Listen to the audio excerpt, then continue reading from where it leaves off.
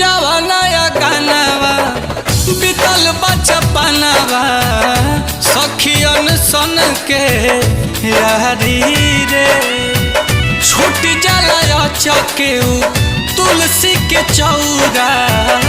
अमवा महुआ के बहरी रे